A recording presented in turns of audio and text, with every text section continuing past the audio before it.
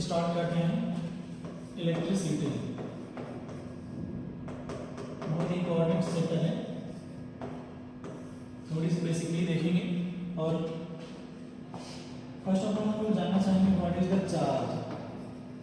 Charge होता है, charge बताया जाता है कि that is the intrinsic property of any matters. किसी भी मैटर्स की इंट्रिंसिक प्रॉपर्टी जो होती है उसको हम चार्ज बोलते हैं। फर्स्ट ऑफ ऑल थेल्स नामक साइंटिस्ट ने सर्च किया हुआ था। चार्ज की बात करें तो किसी भी ऑब्जेक्ट में जो चार्ज एग्जिस्ट करता है Q इक्वल टू एन। यहाँ एन जो होते हैं नंबर ऑफ इलेक्ट्रॉन होते हैं, और हमारे पास जो E होता है that is charge of one electron 1.6 × 10⁻19 होता है। ठीक है, टाइप्स ऑफ चार्ज की बात करें अगर हम, तो चार्ज जनरली टू टाइप्स का होता है।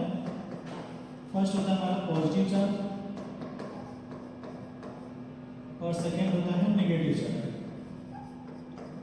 पॉजिटिव चार्ज क्या होता है? Due to loss of electron, जब कोई ऑब्जेक्ट होता है, जब इलेक्ट्रॉन को क्या करता है, कोई कंडक्टर अगर इलेक्ट्रॉन को लॉस करता है, उसका मतलब एक इलेक्ट्रॉन की उसमें कमी होती है, तो क्या करता हूँ उस पर जो चार्ज एग्जिस्ट करता है उसमें पॉजिटिव चार्ज होता है। जैसे हमारे पास सोडियम हो गया, इसका अणु नंबर 11 होता है।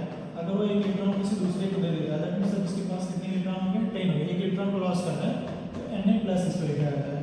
सिमिलर नेगेटिव इलेक्ट्रॉन क्या होता है? एक इलेक्ट्रॉन को अगर गेन करता है, जैसे एटॉमिक नंबर कितना होता है? 17 होता है ना। जो एटॉमिक नंबर होता है क्लोरीन का दैट इज 17। बट और क्या करता है, जब एक इलेक्ट्रॉन किसी दूसरे से ले लेता है, उसका इलेक्ट्रॉन गेन कर जाएगा, दैट विल बी 80। अब इसमें नेगेटिव चार्ज आता है।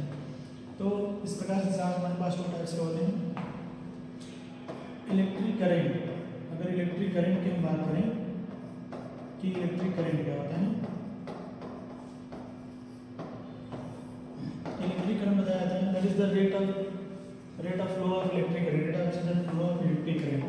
आई इक्वल टू क्या होता है? Q/T। किसी कंडक्टर्स में जो चार्ज फ्लो कर रहे हैं किस रेट से फ्लो कर रहे हैं। जैसे मान लीजिए कोई कंडक्टर्स है, ठीक, इसमें चार्ज कितने टाइम में कितने चार्ज फ्लो हो रहे हैं, that is define the electric current. वो इलेक्ट्रिक करंट को डिफाइन करेगा। यहाँ से इसका अगर यूनिट की बात करें तो चार्ज का यूनिट क्या होता है? कूलॉम होता है, और टाइम का हो जाएगा सेकेंड। तो कूलॉम पर सेकेंड या इसी को एम्पियर नाम साइंटिस्ट ने इसको सबसे पहले सर्च किया था, इसलिए इसको एम्पियर भी बोला जाता है। ठीक है, अगर हम करंट डेंसिटी की बात करें,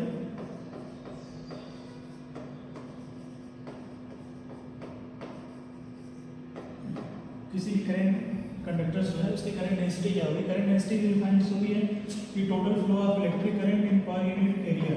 पर यूनिट एरिया में जो total flow of electric current होगा that is define the current density. यानी जो करंट डेंसिटी होती है that is inversely proportional to area. Area की इनवर्सली प्रोपोर्शनल होता है और करंट की डायरेक्टली प्रोपोर्शनल होता है। ठीक है, दिस इज पीरियड नंबर 2।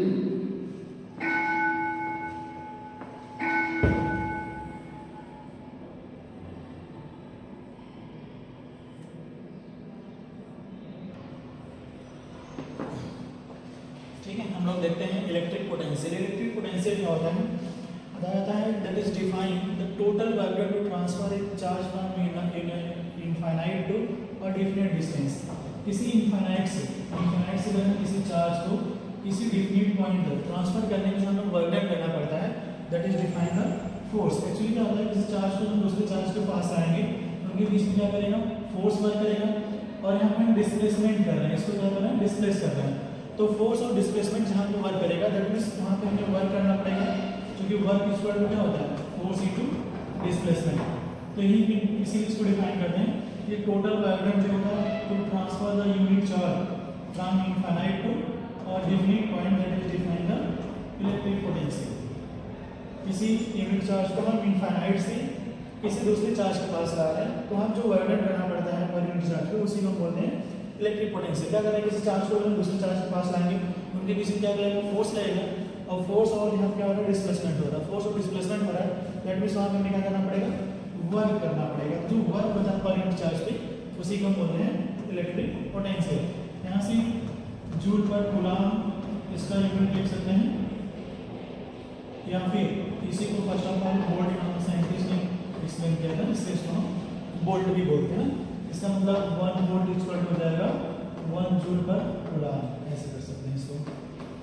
ठीक, इलेक्ट्रिक पोटेंशियल डिफरेंस को अगर हम डिफाइन करना चाहें तो पोटेंशियल डिफरेंस बताया जाता है the total work to transfer a unit charge from और given point A to B. जैसे कोई पॉइंट ए है और कोई पॉइंट बी है, यहाँ से हम किसी चार्ज क्यू को किसी चार्ज बी के पास ले जा रहे हैं, यहाँ से ट्रांसफर ए इसके पास ले जा रहे हैं, तो इन दोनों के बीच में भी क्या रहेगा, फोर्स लगेगा, एक चार्ज यहाँ पे एक चार्ज यहाँ पे, यहाँ फोर्स लगेगा, बट यहाँ पे जो वर्क डन होगा that is defines the WA minus WB upon Q। इसको हम दिखाते हैं VAB, potential difference A to B जो हम ट्रांसफर कर रहे हैं, that is the potential difference. ठीक है, अब हमें मिलेगा एक बहुत इंपॉर्टेंट टॉपिक इसमें,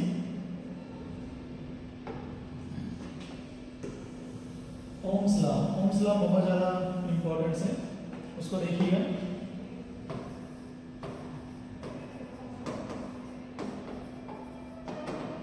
ओम्स लॉ क्या है? ओम्स लॉ बताया था there is no changing the any external या physical things just like temperature, pressure. अगर किसी कंडक्टर्स की कोई एक्सटर्नल सोर्स में हम मतलब कोई चेंजिंग ना करें तो जो पोटेंशियल डिफरेंस होगा that will be the directly proportional to flow of electric current. अगर कोई कंडक्टर से कोई भी एक्सपेरिमेंट हम कर रहे हैं तो उसके एक्सटर्नल जैसे प्रेशर में या टेम्परेचर में कोई अगर चेंजिंग ना करें, वहाँ जो पोटेंशियल डिफरेंस होगा that will be directly proportional to flow of electric current. यानी प्रोपोर्शनलिटी के साइन अगर हम हटाते हैं R इंटू आई, यहाँ से ऐसे भी लिख सकते हैं V upon I equal to R।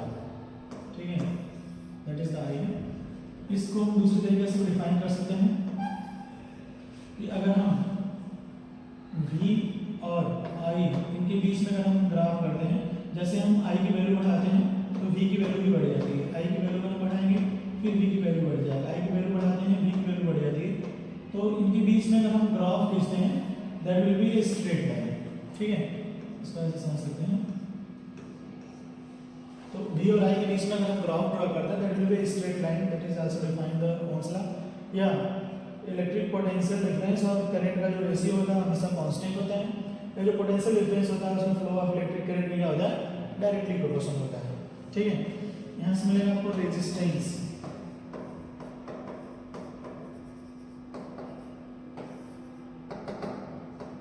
Resistance को डिफाइन कर सकते हैं that is the property of any conductor which is opposes the flow of electric current. ये क्या करता है, अपोजिट करता है, फ्लो ऑफ इलेक्ट्रिक करंट को अपोज करता है। इस क्वालिटी को हम क्या बोलते हैं, करंट की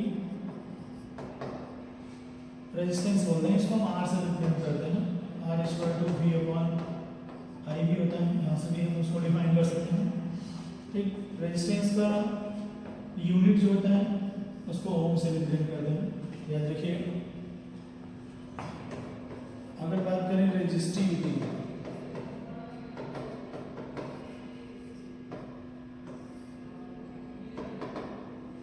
रेजिस्टिविटी को सिंपली डिफाइन कर सकते हैं।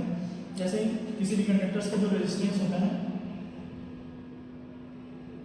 वह उसकी एरिया के इनवर्सली प्रोपोर्शनल होता है और लेंथ के क्या होते हैं, सॉरी एरिया के डायरेक्टली प्रोपोर्शनल, लेंथ के इनवर्सली प्रोपोर्शनल होता है। इसको मिला दें तो A अपॉन L हो जाएगा।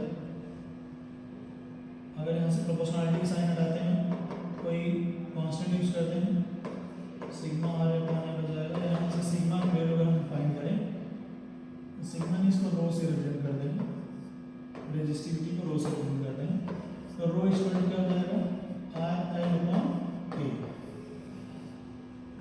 तो अगर किसी भी कंडक्टर्स की एरिया में 1 यूनिट की अगर हम चेंजिंग करें और 1 यूनिट लेंथ का अगर कोई कंडक्टर हम लेते हैं तो जो उसका रेजिस्टेंस होता है that is define the resistivity. यानी पर यूनिट एरिया में 1 मीटर लेंथ पे किसी कंडक्टर्स की जो रेजिस्टेंस वर्क करता है that is define the resistivity. इसको हम रेजिस्टिविटी बोलते हैं या रो से रिप्रेजेंट किया जाता है, रो इस तरीके से होता है, रो इक्वल टू होता है